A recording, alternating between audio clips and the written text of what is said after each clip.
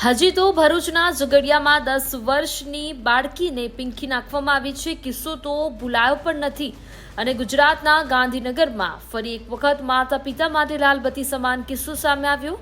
Social media પર મિત્રતા કેળવી યુવકે સગીરા સાથે દુષ્કર્મ આચર્યું હોવાનો ખુલાસો થયો છે. ધોરણ 10માં અભ્યાસ કરતી સગીરા પર દુષ્કૃત્ય કરવાને લઈને સૌથી મોટી ફરિયાદ. યુવકે સંબંધીના નિવાસ સ્થાને લઈ જઈને સગીરાને પીંખી નાખી હોવાની માહિતી સામે આવી. રીલ્સ બનાવતા સમયે સગીરાને યુવક સાથે મિત્રતા થયા બાદ યુવક સગીરા સાથે સોશિયલ મીડિયામાં વાતો પણ કરતું હતું. આ તમામ માહિતી મળ્યા બાદ પોલીસ ફરિયાદને આધારે તપાસ પણ હાથ ધરવામાં આવી છે. સોશિયલ મીડિયામાં અત્યારે લોકો ઘેલા અને ગાંડા થઈ ગયા છે, પરંતુ એ પણ ફરક નથી કે કયો સારો સ્પર્શ છે અને કયો ખરાબ સ્પર્શ છે. તો ગાંધીનગરમાં માતા પિતા માટે લાલબત્તી સમાન કિસ્સો.